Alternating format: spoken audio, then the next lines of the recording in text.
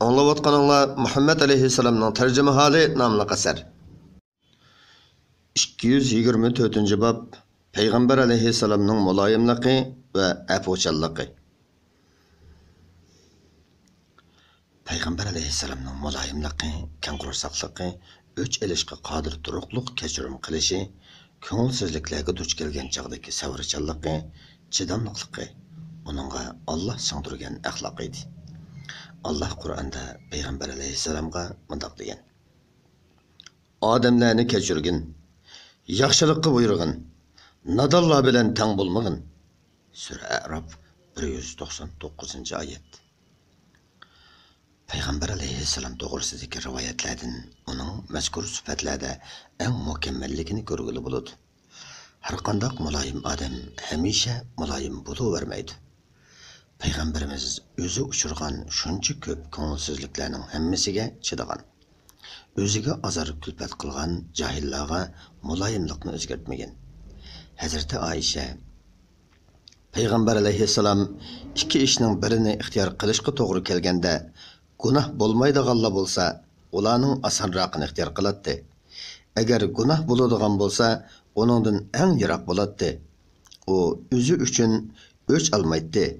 Faqat Allohning hurmati deb sanda qilingandalar Allah uchun o'ch oladi degan. Uhud urushida mushriklar Peygamber Aleyhisselamning beshiga shuncha zo'r kulfatlarni solganda, ba'zilar uning beddua qilishini so'ragan edi. Lekin u: "Ey Allah, qavmimga mag'firat qilgin, chunki ular bilmaydi" deb duo qilgan.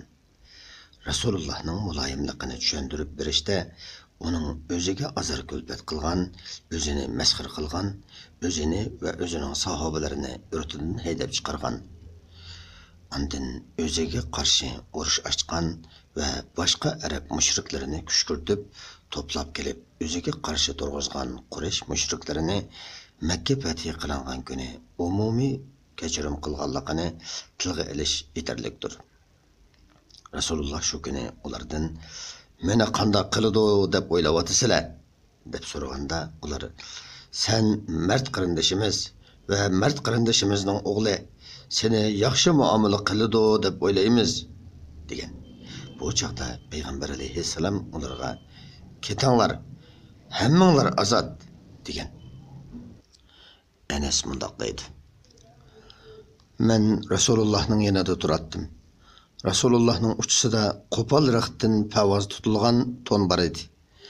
Tonning yoqasi Rasulullahның bo'ynini survatdi. Bayqa Arabiy: "Ey Muhammad, yaningdagi Alloh milidan bu ikki tugamga yuklab ber. Bersang o'z milingdan yoki otangning milidan bermaysan" dedi. Rasululloh bir oz jim turib olgandan keyin: "Mal Allohning mili, men bo'lsam Allohning bandasi. Sening qilmishingdan qisos olaman" dedi. Arabiy: "Yo'q" dedi. Rasululloh: "Nimishqa yo'q deysan?" deganda, Arabiy: "Chunki sen yomonlikqa yomonlik qilmaysan" dedi. Rasululloh kulib ketib, Arabiyning bir tugisiga arpa, yana bir tugisiga xurmo yuklab berishni buyurdi. Aisha: "Agar Allohning hurmati deb senda qilinmaydi ekan, Rasulullohning o'ziga zulm qilganlardan o'ch olganligini va shikoyat qilganligini ko'rmadim. Rasululloh Alloh yo'lidagi jangdan boshqa chaqda birarsini urmagan, xizmatchisi yoki ayolini urgan emas" degan. Allah Rasulullohga rahmat qilsin. Sunnatiga musulmonlarning ergashishi bilan uni rozi qilsin. 225-bab Peygamber Aleyhisselam'ның saxiligi. Saxilik mardlik sifati jihatda Peygamber Aleyhisselam'ga uni tunaydiganlarning hech qaysi teng kelolmaydi. Jabir Rasululloh har qanday narsani so'ragan kishiga yo'q demaydi degan. Ibn Abbas: Rasulullohning yaxshilik uchun qo'li bek uchuq edi. Ramazon oyida texmo saxi bo'lib ketadi. Jibril bilan uchrashgan chaqlarida bo'lsa, yaxshilik uchun shamoldan mutiz harakat qiladi degan. Hadisha Rasulullohning sifatlarini bayon qilib, uningga: "Sen ojizlarning beshini siraysan, g'ariblarga yordam qilasan" degan.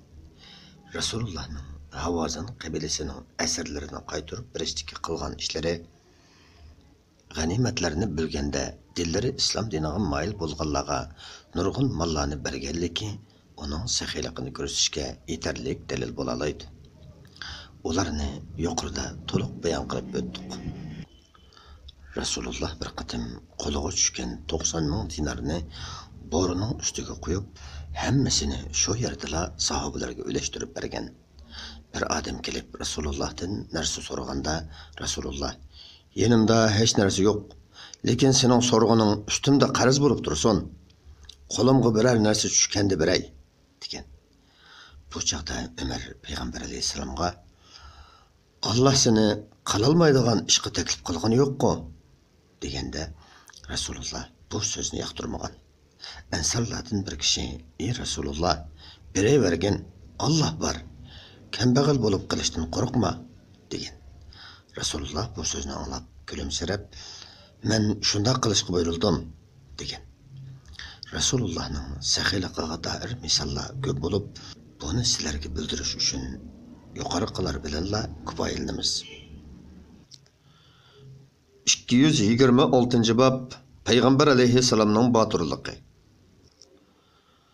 Payg'ambar alayhissalom shu darajada qaysar va botir ediki, botirlik bilan shuhrat qozongan kishilar eng mushkul paytlarda qochgan chog'dimi Rasululloh o'z mavqesida tavranmay turadi. Olg'a ilgirlaydi, hargiz orqasiga chekinmaydi.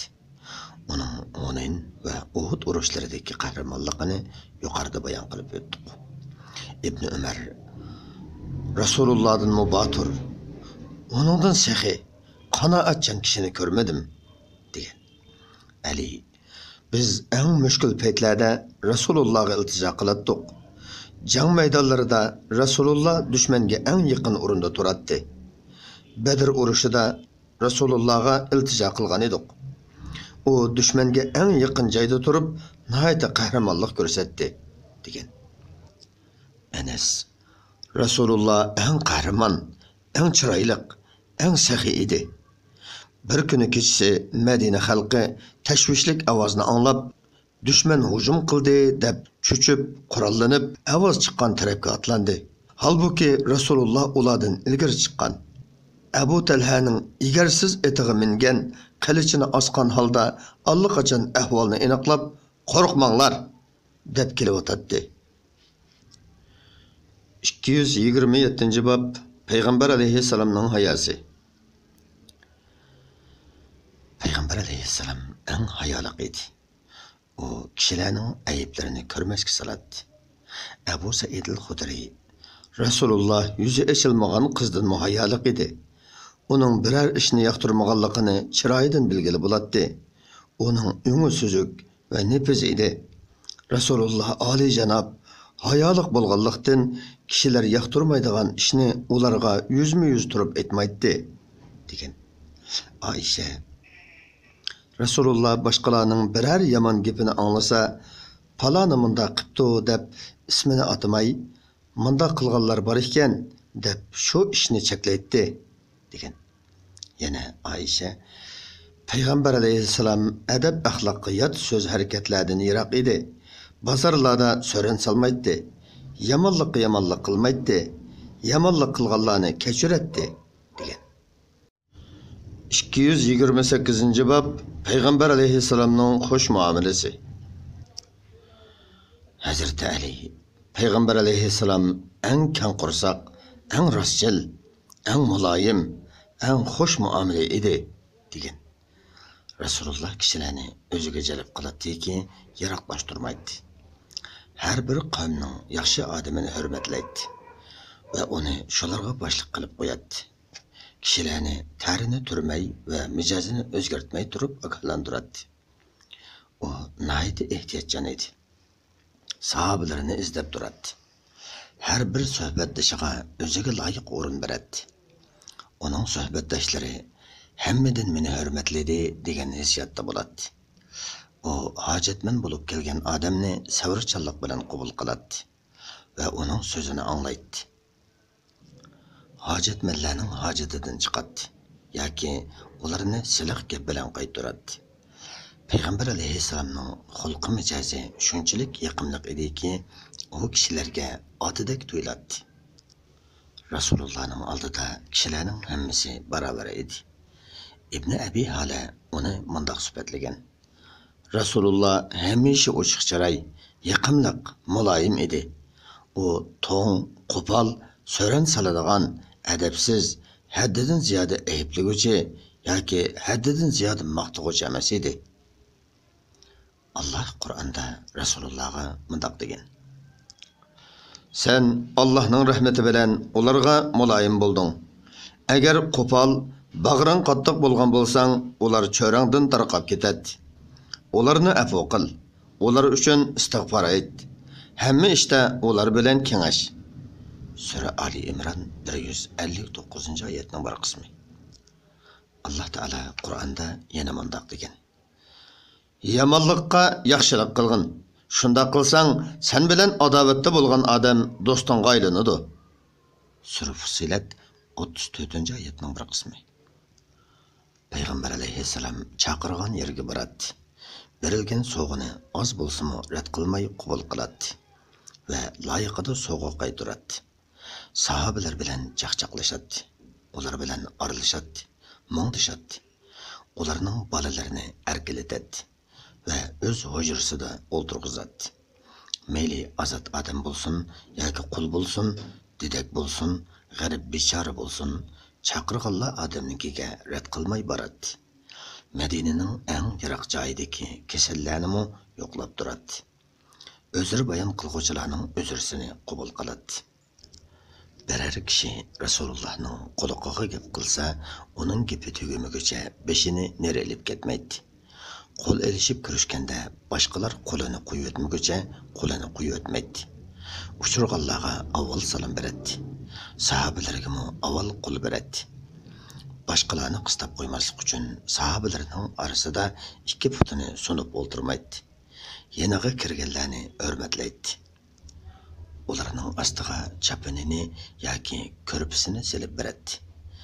Ularni unimog'iniga qo'ymay, uning ustida o'ltirishga taklif qiladi. Sahobalarni familiyasi bilan ataydi. Ularni hurmatlab, eng yaxshi ko'radigan ismlar bilan chaqiradi. Hech kimning gapini bo'lib o'tmaydi. Qur'on nozil bo'lib o'tmagan yoki o'zi vaz nutuq so'zlab o'tmaganlar bo'lsa, xush tabassum va xush ko'ngil yuradi. 229-bob Payg'ambar alayhissalomning mehr shafqati. Payg'ambar alayhissalom hamma odamga mehribon, marhamatlik edi. Alloh taolo Qur'onda Payg'ambar alayhissalomni sifatlab mundoq degan: Ey insonlar, shubhisizki sizlarga o'zinglardan bo'lgan payg'ambar keldi. Sizlarning kulpat chekishinglar uningga ig'ir tuyuladi. U sizlarga, ya'ni hidoyat topishinglarga hirisdir. Mu'minlarga amonatdir. Nihoyatda kuyimchandir. Sura Tavba 128-oyat. Agar ular bosh tortsa, aytqinki, men haqiqatni hammanglarga o'xshash uqtirdim. Sizlar ogohlantirilgan azob yaqinmi, yiroqmi uqmayman. Sura Anbiya 109-oyat. Rivoyat qilinishicha, bir Arabiy Rasulullohdan narsa talab qilib kelgan. Rasululloh uningga bir narsa berib, "Rozi bo'ldingmi?" deb so'ragan. Arabiy, "Yo'q, meni rozi qila olmading" deb javob bergan. Buni anglab sahobalar Arabiyga qarshi qo'pishganda Rasululloh ishorat qilib ularni to'xtatib qo'ygan va Arabiyni uyiga boshlab olib, uningga xali ko'p narsa berib, "Rozi bo'ldingmi?" degan. Arabiy, "Ha, hamda rozi bo'ldim. Alloh sana oilangdan va xish aqrabolaringdan yaxshilik ato qilsin" degan. Rasululloh Arabiyga, "Agar yoqtirsang, bu gapingni sahobalarimning oldida qilgin. Ularning ko'ngli ochilsin. Chunki boya qilgan so'zingdan ularning ko'ngli g'ash bo'lib qoldi" deganda Arabiy, "Bo'ladi" deb aytsa kelgan. Rasululloh sahobalariga, "Bu Arabiy tunugun haliqi gapni qilgan edi. Uningga yana berganimdan keyin rozi bo'lganligini aytdi. Rostmi?" deb Arabiydan so'ragan. Arabiy: "Rost, Alloh sana oilangdan va xish aqrabolaringdan yaxshilik ato qilsin" degan. Rasululloh sahobalariga: "Bu ikkimizning orasidagi ish mundaq bir odamning ishiga o'xshaydi. Bir odamning bir tugisi qochib ketgan. Kishilar uni orqasidan qo'g'lagan. Qo'g'lagan sari tuga texmi qochgan. Tugining egasi ularga: 'Bo'ldi, qo'yinglar. Tugini o'zim asta tutib olay" deb tugining oldiga berib, yerdan azroq chavu chatqalni elib, tugiga tanglab tugini tutib olgan. Ondan uni cho'ktirib, uningga yuk taqlarini ortib minib olgan. Agar men Arabiyning haliqi so'zi uchun uni sizlarga qo'yib bergan bo'lsam, o'ltirib tashlaytinglar. U davzaxga kirgan bo'ladi. Sahobalarim ustida menga suxanchilik qilmanglar. Sizlarning oldinglarga dilim sog'lom chiqishni yoqtiraman degan. Rasululloh namozdagi chog'ida kichik bolaning yig'isini anglasa, namozni qisqartadi. Ibn Mas'ud: "Rasululloh bizga malol kelmasin deb vazni qisqartadi." 230-bob Payg'ambar alayhisalomning vafodorligi. Payg'ambar alayhisalom vafodor, va'dasida turadigan sil rahimlik zot edi. Abdullah ismli bir kishi mundaq rivoyat qiladi. Rasululloh payg'ambar bo'lishdan ilgari uningdan bir narsa sotib olgan edim. Uning menda bir oz puli qolgan edi. Pulni shu yerga elib kelib berishni va'da qilib ketib, unutib qoptiman. 3 kundan keyin yodimga yetib kelsam, u shu yerda texichi kutib turibdi. U meni ko'rib: "Yigit, tazimi saqlatding. 3 kundan beri seni kutib turaman" degan. Rasululloh bir yerdan so'g'i kirib qolsa, "Buni paloni xonga olib biringlar. U Xadichaning do'sti edi. Xadichani yaxshi ko'radi" dedi. Payg'ambar alayhisalom xishaqrobalariga ularning darajasiga qarab sil rahim qilib turadi. U oldiga kelgan bir elchilar hay'atini o'zi xizmat qilib kutganda, sahobalari uningga: "Bu xizmatni biz qilayli" dedi.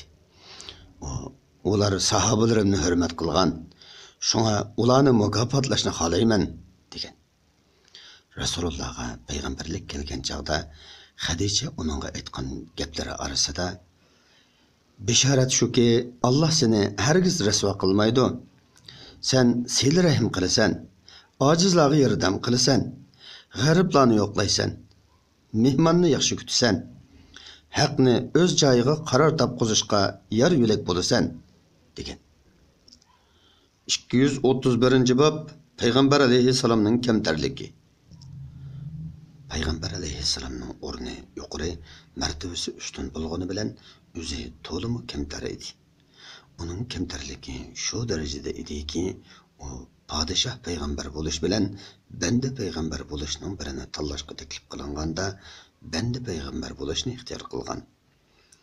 Rasululloh bir qatim g'assiga tayinib, sahobalarning oldiga chiqqanda, sahobalar uningga hurmat bildirib, o'rinlaridan turishgan. Rasululloh ularga: "Ba'zi bir g'ayri arablar bir-birini ulug'lab o'rinlaridan turgandek turmanglar. Menmo bir banda. Yemek içmekte, o'ltirib qopishda sizlar bilan o'xshashman" degan. Rasululloh eshakka minadi va orqasiga boshqalarni mingishtirib oladi. Miskinlarni yo'qlaydi. G'arib g'urvalar bilan o'ltiradi. Qul chillasimi boradi. Qayer to'g'ri kelsa, shu yerda sahobalar bilan orlashib o'ltiradi. U doim: "Meni nasoralar Isoni uchirganda uchirmanglar. Menmo bir banda. Meni Allohning bandasi va elchisi denglar" deydi. Rasululloh haj qilganda mingan tugisining ustida eski egar, o'zining uchisida 4 dirhamga arzimaydigan tivit balas bor edi. Rasululloh: "Ey Alloh, bu hajimni riyosiz va shuhratsiz qilgin" deydi. Vaholanki bu chaqda Arab zemini fath qilingan bo'lib, Rasululloh bu hajda 100 taga qurbonlik qilgan edi. Makka fath qilinib, Rasululloh islom qo'shini bilan Makkaga kirganda kamtarlikdan beshini tuvan silib, peshonasi tugining egriga tegay deb qolgan edi. Abu Hurayra mundaq deydi. Bir çağda Rasulullah bilan bozorga chiqib, onunğa kiyimlik setib olgan edik. Rasulullah kiyimga pulni o'shqiroq berdi. Satqochi xushalliqidan Rasulullahning qo'lini suyishga tamshilib edi. Rasulullah qo'lini silkib tortib olib, bu majusilarning ishi. Ular podshohlarining qo'lini shundoq suyidi. Men podshoh emas. Sizlarga o'xshash oddiy bir odam, dedi. Kiyimlikni men ko'tarmoqchi bo'lib edim, u bermay, kishi o'z narsasini o'zi ko'tarishga tegishlik, dedi. 232 bab Payg'ambar alayhissalomning odilligi, oddiy soddaligi, lavzida turishi, iffetlikligi va rostchilligi. Payg'ambar alayhissalom burundilla eng ishonchlik, eng rostchil edi. Buni uning dushmanlari ham e'tirof qiladi. U payg'ambar bo'lishdan ilgari kishilar uni amin, ishonchlik deb atashadi. Buni kitobimizning bosh qismida bayon qilib o'tdik. Payg'ambar alayhissalom nikohimda bo'lmagan ayolning qo'lini tutqunim yo'q degan. Payg'ambar alayhissalom kunduzni 3 ga taqsim qilib, uning bir bo'lagini Alloh uchun, bir bo'lagini oilasi uchun, bir bo'lagini o'zi uchun bilgan. Ondan o'zi uchun bilgan qismini kishilarning hojati uchun sarf qilgan. Yanidagi kishilarga umumning hojatidan chiqishni targ'ib qilib, boshqalarning hojatidan chiqqan odamni Alloh qiyomat kunining qo'rqinchisidan amin qiladi degan. Rasululloh birovning gunohi uchun boshqa birini jazoga tortmaydi. Birovning ustidan chaqimchilik qilganlarning so'ziga ishonmaydi. 233 bab Payg'ambar alayhissalomning eg'ir basiqligi, tamkinligi, so'zlash va sukut qilishdagi ba'zi fazilatlari. Payg'ambar alayhissalom eng vazmin va tartiblik edi. To'laroq yukinib, sukut qilib o'tiradi. Zurur bo'lganda so'zlaydi. So'zi dal joyida va talabga loyiq edi. Yaxshi so'z qilmaganlarning so'ziga quloq solmaydi. Kulsa tabassum bilan kuladi. Sahobalarmo Rasulullohga agishib va uningga hurmat qilib tabassum bilan kuladi. Rasulullohning suhbati muloyim, hayoliq, yaxshi va amin kayfiyatda o'tadi. Uning suhbatida varang-churung va yomon gaplar bo'lmaydi. Rasululloh so'z qilganda uning suhbatdoshlari boshlariga qush qo'ngandek jim turishadi. Ibn Abi Hala Rasulullohning sukuti muloyimlik, ehtiyotchanlik va tafakkur ichida o'tadi degan. Hazrat Aisha Rasulullohning so'zi shundoq uchuq, dona ediki, uni sanig'ili bo'ladi. Rasululloh xushbo'y narsalarni yaxshi ko'radi va ko'p iste'mol qiladi. Ham shu narsalarni targ'ib qiladi degan. Rasululloh tamoqni va ichadigan narsalarni po'lab yeyish va po'lab ichishni ma'ni qiladi. Kishilarni tamoqni o'z oldidan yeyishga, misvak ishlatishga, put-qo'l barmoqlarining orasini tozalab turishga buyurdi. 234-bab Payg'ambar alayhissalomning ta'masizligi. Bu to'g'rida yuqorida yetarli so'zladik. Rasululloh dunyoga berilmaydi. Nurg'un joylar fath qilinib, mol-mulk yetib eshib tursimi, uningga ko'z qirini solmaydi. Rasululloh vafot bo'lganda uning savodi oilasining nafaqasi uchun bir yahudiyga raniga qo'yilgan. U: "Ey Alloh, Muhammad oilasining rizqini kun o'tgudek bersang kifoya", deb duo qiladi. Aisha Rasululloh hayotida uda 3 kun to'q o'tmay vafot bo'ldi. O'zidan keyin oltin, kumush, qo'y, tugudek bir narsami qoldirmadi. U vafot bo'lganda mening uyimda taxta boshiga elib qo'ygan 4 uch arpadan boshqa yeydigan narsa yo'q edi degan. Rasululloh Alloh menga Makkaning saylarini oltin qilib berishni aytgan edi. Men: "Ya Rabbim, bir kun och, bir kun to'q o'tsam bo'ladi. Och o'tgan kunimda sana iltijo qilib duo qilaman. To'q o'tgan kunimda sana shukr qilaman va sana aytaman" dedim degan. Aisha Biz Muhammed ailesidagilarning oylab qozon asolmay, xurma suv bilan kun o'tkazgan vaqtlarimizmi bo'lgan deydi. Anas Payg'ambar alayhissalom Shirada va hashamat qochilari hisoblanadigan bek kichik qochilarda tamoq yemagan. Qayta tasqalgan yumshoq unning nenini yemagan degan. Yana Rasulullohning yotadigan ko'rpisining ichiga xurma daraxining qavziqi qachilangan teri edi degan. Hepsi Rasulullohning uyidagi ko'rpisi birla palas bo'lib, uni ikki qatlab silib beratdik. U shuning ustida uxlaydi. Bir kechasi palasni 4 qatlab silib bergan edik.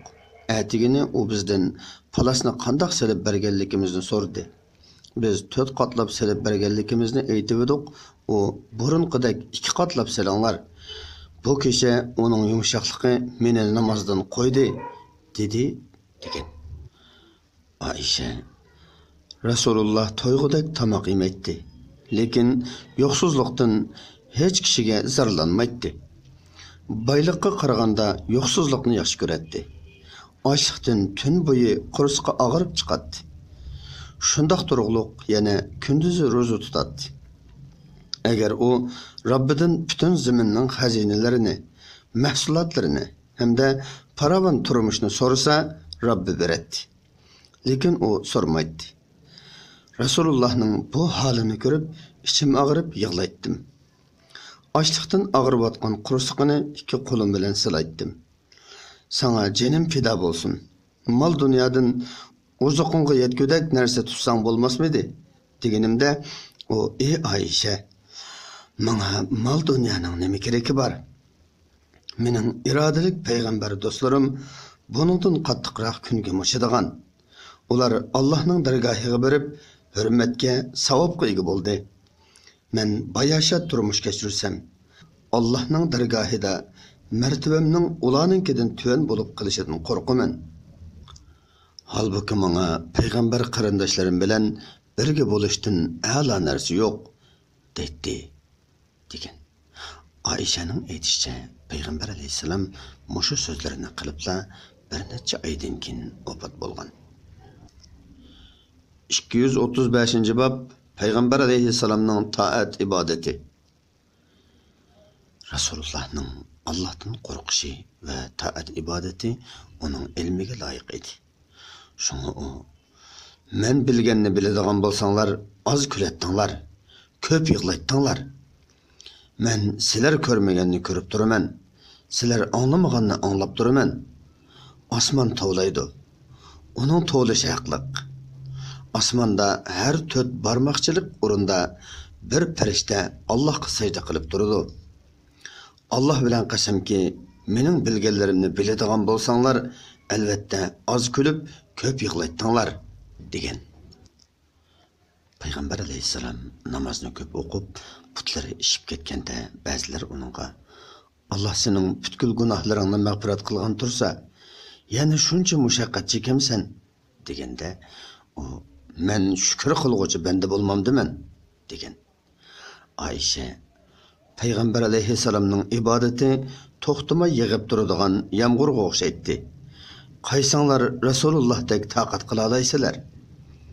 Rasululloh ro'za tutganda ig'iz ochmamdiki deydiq.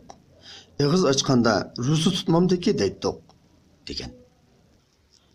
Avf ibn Malik bir kechasi Rasulullohning qishida bo'lgan edim. U misvak bilan og'zini yuvdi. Ondan tahorat olib namozga turdi. Menmo billa turdim. U sura Baqarani o'qishga boshladi. Allohning rahmatiga oid oyatlarni o'qiganda to'xtab, Allohning rahmatini iltijo qiladi. Allohning azobiga oid oyatlarni o'qiganda to'xtab, Allohning azobidan panoh tilaydi. Ondan ruku qiladi. Qiyamda qanchalik turgan bo'lsa, rukudimi shunchalik turadi.